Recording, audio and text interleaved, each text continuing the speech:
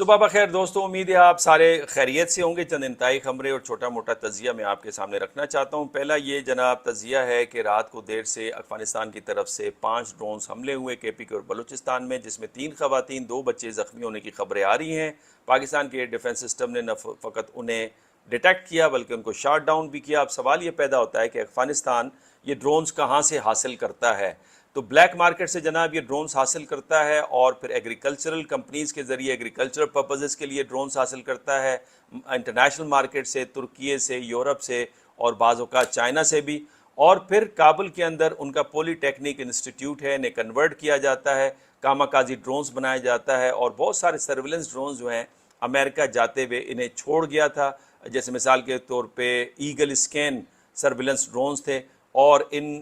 جو close wing drones ہیں ان کو پھر وہ ایمیونیشن ڈراپ کرنے کے لیے بھی استعمال کرتے نظر آ رہا ہے، اور اس کے نتائج بڑے پھر خطرناک ہے، بیکاز پاکستان کی طرف سے ایک واضح پیغام ہے کہ اگر آپ انٹرنیشنل بارڈر کی وائلیشن کریں گے اور آپ ہمارے اندر سیکیورٹی بریچ کریں گے تو پھر اس کا جواب آئے گا۔ جیسے رینجرز ہیڈ کوارٹر کراچی کے اوپر جب حملہ ہوا تو پھر ہم نے دیکھا کنڑ پکتیا کے اندر حملہ کیا، پاکستانی انٹیلیجنس بیسڈ آپریشن کیا گیا، جس کے نتیجے میں 35 دہشت گردوں کی ہلاکت کی خبر آ رہی ہے۔ افغانستان کا موقف ہے کہ یہ سویلینز مارے گئے، لیکن اس سے پہلے انٹیلیجنس رپورٹ تھی کہ ان کے بہت سارے دہشت گرد سویلین علاقے کے اندر چلے گئے ہیں۔ بہرحال یونائٹڈ نیشن جو ہے انہوں نے بھی اس بار کی خبر دی ہے کہ وہاں پہ سویلین مارے گئے، جس پہ پاکستان کا موقف ہے کہ زمینی حقائق سے آشنا ہونا یونائٹڈ نیشن کے لیے انتہائی ضروری ہے۔ انڈیا جو کہ اس وقت بہت زیادہ فیور کرتے نظر آ رہا ہے افغانستان کی، وہ بھی اس معاملے کے اوپر انہوں نے اپنا ایک موقف جاری کیا۔ انہوں نے کہا ہے کہ وہ اس کو کنڈم کرتے ہیں، اور پاکستان کی جو ایئر اسٹرائکس ہیں وہ افغانستان کی ٹیریٹوریل وائلیشن ہے۔ اس کے علاوہ وہ یہ بھی سمجھتے ہیں کہ یہ ایک سیٹ پیٹرن ہے پاکستان کا، جس میں وہ انٹرنل ویکنیسز کو چھپانے کے لیے باہر حملے کرتا ہے، جس پہ ایک بڑا انٹرسٹنگ ٹویٹ میرے استاد ڈاکٹر اشتیاق احمد نے دیا ہے، وہ میں آپ کے سامنے رکھتا ہوں۔ وہ کہتے ہیں the situation has come to such a pass that Hindutva India is standing for Afghanistan's Taliban. History lesson from Pakistan. It is only a matter of time when the cobra bite its charmer. جے ہند، یعنی انتظار کریں اس وقت کا جب یہ سانپ اپنے ہی دودھ پلانے والے مالک کو ڈسے گا۔ اس کے علاوہ جناب ایک اور خبر جو نجم سیٹھی صاحب نے دی، یہ تو 2-3 دن پہلے انہوں نے خبر دی، بٹ یہ خبر بڑی امپورٹنٹ ہے، اس لیے میں یہ خبر آپ کے سامنے رکھنا چاہتا ہوں۔ وہ یہ سمجھتے ہیں کہ اسرائیل کے جو آئی ڈی ایف کے جو فورسز کے لوگ ہیں وہ اس وقت موجود ہیں جناب کہاں پہ، انڈیا کے شمالی علاقے میں ہلی ایریا کے اندر وہ چھٹیاں گزارنے آتے ہیں، اور ساتھ میں وہاں جوائنٹ ایکسرسائزز بھی ہونے کا اندیشہ ہے، تاکہ پاکستان اور چائنا جو کہ ہلی ایریا کے اندر ان کو کس طرح سے ٹیکل کیا جائے۔ اور اس پہ جو انڈیا کے اندر ہیو این کرائے ہے اس کا آغاز ہو چکا ہے، اسپیشلی جوان جو سمجھتے ہیں کہ یہ جینوسائیڈ کے اندر انوالو ہیں، یہ یہاں پہ کیا کر رہے ہیں، سے انڈیا کی انٹرنیشنل اسٹینڈنگ جو ہے وہ متاثر ہو رہی ہے، اور انڈیا کا جو جسے ہم کہتے ہیں کہ جو ایک نیوٹرل پوزیشن تھی تاریخی طور پہ، وہ بھی اس سے کافی حد تک متاثر ہوتے نظر آ رہی ہے، تو اس سے اوائڈ کرنا چاہیے۔ دوسری جناب اہم خبر جو ہے وہ پاکستان اسلام آباد کے اندر سندھ طاس معاہدے کی جو منسوخی ہے بھارت کی طرف سے، اس پہ انٹرنیشنل کانفرنس کا ارینج ہوا، جس میں پروفیسرز، مختلف ممالک کے جرنلسٹ، پاکستان کے منسٹرز، تھنک ٹینکس کے لوگ، ایکسپرٹس، انہوں نے اس کے اندر شرکت کی۔ ایک بڑی تعداد تھی، بڑی امپورٹنٹ تھی، جس کے اندر چائنا کی بھی نمائندگی ہمیں نظر آئی، اور اس میں جناب لیفٹیننٹ جنرل عامر ریاض صاحب انہوں نے کہا India is seeking greater control over river flows which can cause deadly conflicts, because Pakistan کا موقف ہے کہ پانی ریڈ لائن ہے، اس سے پاکستان کی ایگریکلچر منسلک ہے، جو کہ پاکستان کی اکانومی کی ریڑھ کی ہڈی ہے، اور اس کے ساتھ وہ یہ بھی سمجھتے ہیں، اس سے پہلے آپ نے دیکھا ہوگا مصدق ملک صاحب نے ایک اسٹیٹمنٹ دی کہ اگر جو ہاتھ ہماری فضاؤں میں اور پانی میں ڈالے گا اس ہاتھ کو کاٹ دیا جائے گا۔ مئی 2025 انہوں نے کہا تھا، یہ اس کی مثال موجود ہے۔ لیکن اس سارے مدعے کے اوپر جو وکٹر گاؤں ہیں چائنا کے نون پروفیسر، وہ اس پہ کیا بات کرتے ہیں سنیے، پھر میں اپنا تجزیہ دیتا ہوں۔ Emphasized that in times of peace,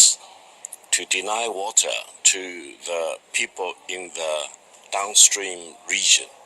will be a crime against humanity. And in times of war, to deny water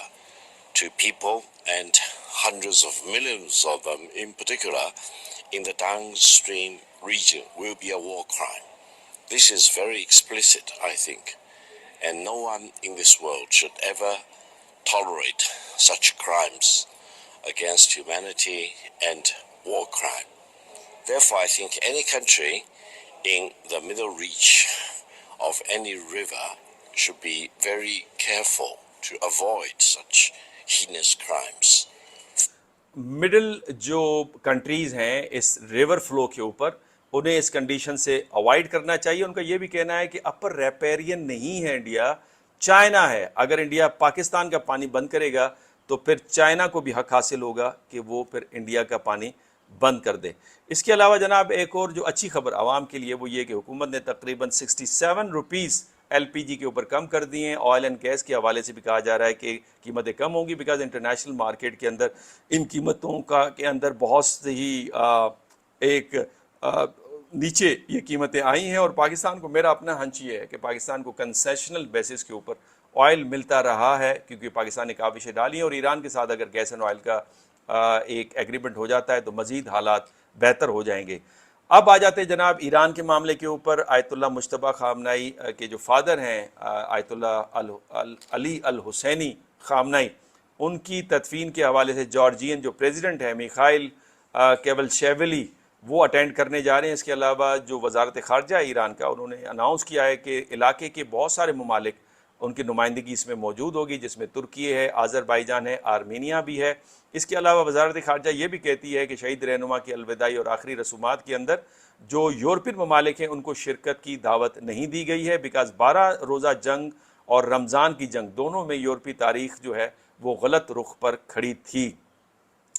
अब ईरान और अमेरिका के मामले पे जेडी वेंस साहब, जो कि इस जंग के मुखालिफ हमेशा से रहे और उसके साथ कहा जाता है कि स्टीव विटकॉफ भी इसकी मुखालफत करते रहे, उन्होंने कहा है, इन्होंने एक इंपॉर्टेंट स्टेटमेंट दी। उन्होंने कहा है हमारे पास मुज़ाकरात के तमाम कार्ड्स हैं, हम वाज़े तौर पर चाहते हैं कि ये कामयाब हों, लेकिन अगर ये कामयाब न भी हुआ तो हमने बुनियादी मिशन को पूरा किया है, जो इस बात को यकीनी बनाता है कि ईरानियों के पास कभी भी जोरी हथियार न हो। जो अब कैमरा में आप देखते हैं वो इनके सिस्टम में एक हकीकी धक्का और खींचने का सबूत है। ईरानी निज़ाम के अंदर ऐसे लोग मौजूद हैं जो तस्लीम करते हैं कि जिस तरह इन्होंने 47 सालों से कारोबार किया है वो एक गलती है और वो एक नया पत्ता पलटना चाहते हैं। आपको कुछ पुराने सख्तगीर बुनियाद परस्तों की तरफ से कुछ मुजाहमत भी नज़र आती है जो अपने रवैये को तब्दील नहीं करना चाहते। इस बातचीत में हम जो कुछ करने की कोशिश कर रहे हैं, इसका एक हिस्सा ये देखना है कि वो हकीकत में कितने संजीदा हैं। अगर ये सफारती सतह पर कामयाब हल की तरफ ले नहीं जाता तो हमारे पास अब भी बहुत ज़्यादा अख्तियारात मौजूद हैं और हमने अभी भी अमरीकी अवाम के लिए बहुत कुछ किया है। यानी वो कहते हैं ऑप्शन है, जिस ऑप्शन के ऊपर कहा जा रहा है कि प्रेसिडेंट ट्रंप और जो पीट हेग्सेट हैं और जनरल डैन केन जो कि ज्वाइंट चीफ है पेंटागन के, उन्होंने एक मीटिंग की है जिसके अंदर बड़े पैमाने पर ईरान पर दोबारा हमले करने की बातचीत हुई है, लेकिन उन्होंने कहा है कि बातचीत को रास्ता देना चाहिए और इससे जो न्यूक्लियर नेगोशिएशंस हैं वो मुतासर होने का ख़तरा है। लेकिन दूसरी तरफ हम देखते हैं कि ईरानी मौक़िफ़ भी बहुत इस पर सख्त नज़र आता है और इसका रिएक्शन भी नज़र आ रहा है। मिसाल के तौर पे बगदाद के अंदर हमने देखा कि जो ग्रीन जोन है जहाँ पे अमेरिकन एम्बेसी है, कल वहाँ पे एक ड्रोन हमला भी हुआ जिसे इराकी जो एयर डिफेंस सिस्टम है उन्होंने उसे रोका। अलबत्ता अमेरिका के जो स्ट्रैटेजिक थिंकर्स हैं, प्रोफेसर्स हैं लाइक जॉन मीरशाइमर और एक्स एडवाइज़र हैं जैसे डग वगैरह, माइक पेंस जो एक्स वाइस प्रेसिडेंट हैं, वो इस जंग को किस तरह से लेते हैं। माइक पेंस का ये ख्याल है कि अमेरिका और उसका साथी इजराइल तारीख में पहली बार ईरान को उसके घुटनों के ऊपर, उसके हील के ऊपर लेकर आया है। उनकी इकॉनमी सीवियर अंडर प्रेशर है और वो ये समझते हैं कि ये वक्त है जहाँ पे ईरान से कंसेशंस लिया जाए, जबकि जॉन मीरशाइमर और डग ये समझते हैं कि उन्होंने एक पिक्चर खींची। उन्होंने कहा कि अमेरिका वीक पोजीशन के ऊपर है, ये जंग हार चुका है, बल्कि मेमोरेंडम ऑफ अंडरस्टैंडिंग पे जो दस्तखत करना है ये सरेंडर डॉक्यूमेंट के ऊपर दस्तखत करना है। इसमें जॉन मीरशाइमर एक बड़ी पिक्चर देते हैं। वो कहते हैं बिलफर्ज जंग का आगाज़ 28 फरवरी से शुरू होता है और 18 अप्रैल तक एयर फोर्स का इस्तेमाल किया जाता है, 40 दिनों तक बम्बार्डमेंट की जाती है। लेकिन ये जो एयर स्ट्रैटेजी थी ये विनिंग स्ट्रैटेजी साबित नहीं होती और फिर 18 अप्रैल से लेकर 17 जून तक तकरीबन 2 माह और 3 हफ्ते नेवल ब्लॉकेट किया जाता है, नेवल पावर का इस्तेमाल किया जाता है। وہ بھی وننگ اسٹریٹجی ثابت نہیں ہوتی، اور بالآخر 17 جون کو پریزیڈنٹ ٹرمپ سائن کر دیتے ہیں میمورنڈم آف انڈرسٹینڈنگ پہ۔ اس دورانیے میں تھرڈ آپشن یعنی بوٹ آن دا گراؤنڈ ان کے پاس موجود ہوتا ہے، لیکن وائڈ اسپریڈ انڈرسٹینڈنگ ہوتی ہے کہ ویتنام کی کہانی کو دہرانا نہیں چاہیے۔ اس حوالے سے وہ اس بات کو بھی تسلیم کرتے ہیں کہ امریکہ کے اندر یہ تاثرات ہیں کہ ایران جو ہے over lapping state of Hormuz کے جو لیوریج ہے اس کا استعمال کر رہا ہے، اور ایران کو جو بھی پیسے ملیں گے اس سے ایران مزید ڈرونز، مزید بیلسٹک میزائلز بنائے گا، جس سے خطے میں کنسرنز بڑھیں گے، اور اس کے علاوہ جو ریزسٹنس فورسز ہیں ان کو مزید مضبوط کرے گا۔ لیکن اس پہ جان میر شائمر اٹھک کا خیال ہے کہ امریکہ اس پہ کیا کر سکتا ہے؟ امریکہ تو یہ جنگ ہار چکا ہے، اور پریزیڈنٹ ٹرمپ نے خود تسلیم کیا ہے کہ اگر جنگ جاری رہتی ہے تو امریکن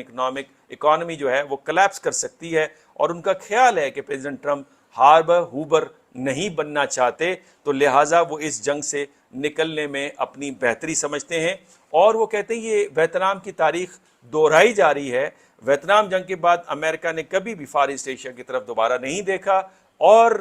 انہوں نے پھر یورپ کی طرف توجہ دی اور وہاں پہ نیٹو کے اندر زیادہ ایکٹیو ہوئے۔ آج بھی مڈل ایسٹ میں دوبارہ امریکہ جنگ کی طرف نہیں جائے گا، اور امریکہ کی 100% سے زیادہ جی ڈی پی مقروض ہے، $1 ٹریلین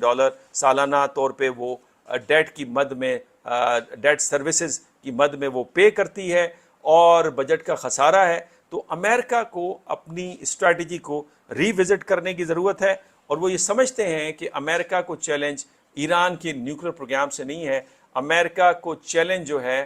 وہ چائنا سے ہے، چائنا کی بھی وار سے نہیں، چائنا کی ملٹری مشین سے نہیں، چائنا کی ٹیکنالوجی سے ہے، چائنا کے ٹریڈ سے ہے، چائنا کی اکانومی سے ہے، اس کو کنٹین کرنے کی ضرورت ہے۔ البتہ ان کے اندر یہ کنسنسس ہے کہ پیکس امریکانہ کا جو دور ہے وہ ختم ہو گیا جو 1991 میں جس کا استعمال ہوا، اور اب بھی امریکن اسٹیبلشمنٹ کے اندر ایسے لوگ موجود ہیں جو سمجھتے ہیں کہ امریکہ کے پاس انپریسیڈنٹیڈ پاور ہے، اس کا استعمال کر کے وہ سوشل انجینئرنگ کر سکتے ہیں، اور پھر نتائج کے طور پہ ہم نے دیکھا کہ 1991 وار کے بعد یعنی گلف وار کے بعد امریکہ نے کوئی جنگ نہیں جیتی، چاہے وہ افغانستان کی تھی، عراق کی تھی، لیبیا کی تھی، سیریا کی تھی۔ مستقلاً ان جنگوں کے اندر ٹریلینز آف ڈالرز لگانے کے باوجود امریکہ نے یہ جنگیں نہیں جیتی، اور اس میں امریکہ کا تاثر امریکن کے ideal security and economic prosperity کے مفادات جو ہیں وہ متاثر ہوئے ہیں۔ تو امریکہ کو اپنے آرڈر کو ری پرائرٹائز کرنا ہوگا، اسٹریٹجی کو ری پرائرٹائز کرنا ہوگا، اور جو گریٹ چیلنج چائنیز ٹیکنالوجی اور ٹریڈ اور اکانومی سے آ رہی ہے اس کو دیکھنا ہوگا۔ 100 مائلز تائیوان کے جو بارڈر ایریا ہے اس کو پروٹیکٹ کرنا ہوگا۔ جاپان کے نیوکلیر کیپیبلٹی کو اجازت دینی ہوگی تاکہ چائنا کو کنٹین کیا جائے، اور یہ جو ایشیا پیوٹ پالیسی تھی وہ یہ بھی سمجھتے ہیں کہ یہ شیٹر ہو چکی بیکاز آف دس وار، اور امریکہ انٹرسٹیبل یعنی جو ہے الائے کے طور پہ دیکھا جا رہا ہے بیکاز اس وار کے اندر جو کہ 2017 میں یہ ایشیا پیوٹ پالیسی بنی تھی، جس میں Patriot system, THAAD system South Korea میں دیا گیا، جاپان کے اندر جو ایک اسپیشل نیول فورس وہاں پہ ایکسپیڈیشنری یونٹ جو تھے وہ موجود تھا، ان کو مڈل ایسٹ کی طرف شفٹ کیا گیا اسرائیل کی پروٹیکشن کے لیے۔ تو وہاں پہ سوال ہوا کہ کیا امریکہ پہ ٹرسٹ کیا جا سکتا ہے، اور یہی سوال خود مڈل ایسٹرن کنٹریز کے اندر بھی پیدا ہو رہا ہے۔ اس حوالے سے وہ یہ سمجھتے ہیں کہ ہمیں جو مکبار ریئلٹی ہے اسے دیکھنا چاہیے، جیسے نیو کونس بل کرس جو ہیں وہ سمجھتے ہیں کہ ایران کے ساتھ جنگ کرنا ڈیزاسٹر ہے، وہ پہلے سے یہ سمجھتے ہیں، وہ آج بھی یہ سمجھتے ہیں، اور وہ یہ بھی سمجھتے ہیں کہ ملٹری پاور کی لمٹس ہوتی ہیں۔ میرا بھی کہنا ہے کہ جب بھی آپ ملٹری پاور استعمال کریں گے ایک لمیٹڈ ٹائم فریم کے لیے، ویل ڈیفائنڈ گول کے لیے، ہمیشہ کنسسٹنٹلی ملٹری پاور کا استعمال ہمیشہ آپ کو نقصان کی طرف لے جاتا ہے، کاسٹ آپ کی بڑھا دیتا ہے، اور ایران کی کامیابی یہ ہے کہ امریکن جو پاور کی کاسٹ ہے وہ اتنی بڑھا دی ہے کہ امریکہ اس کو اب افورڈ نہیں کر سکتا۔ اٹ ڈز ناٹ مین کہ امریکہ کے پاس ملٹری کیپیبلٹی نہیں ہے، اٹ ڈز ناٹ مین کہ امریکہ خطے کے اندر بیلنس آف پاور کو نہیں کر سکتا، لیکن جو کاسٹ ہے وہ بڑھ گئی ہے۔ تو لہٰذا اس وقت جو چیلنج ہیں وہ یہ کہ rebuilding bases in the region, this is first and foremost important challenge, اور اس میں ڈبیٹ یہ چل رہی ہے امریکہ میں کہ کیا یہ جو بیسز تھیں انہوں نے ڈیٹرنس قائم کیا یا ڈیٹرنس میں فیل نہیں، اور فیل نہیں کہ ان کو دوبارہ بنانے کی کیا ضرورت ہے، بکال یہ مکمل طور پہ تباہ ہو گئی ہیں، اور اس پہ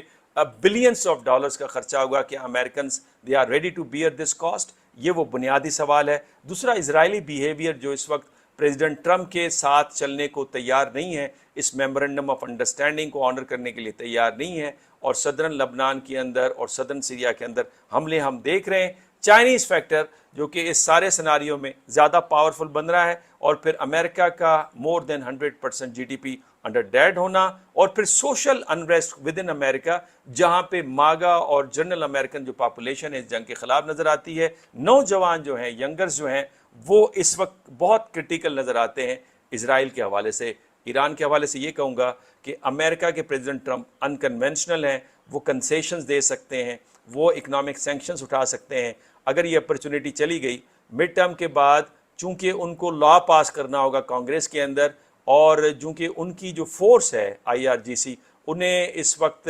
غیر قانونی قرار دے دیا گیا ہے, ان کے اوپر بین ہے, کوئی بھی کاروبار ان کے ساتھ نہیں ہو سکتا, ان کے اوپر سینکشنز نہیں لگائی جا سکتی. تو لہٰذا یہاں پہ پرابلم یہ ہے کہ وہاں پہ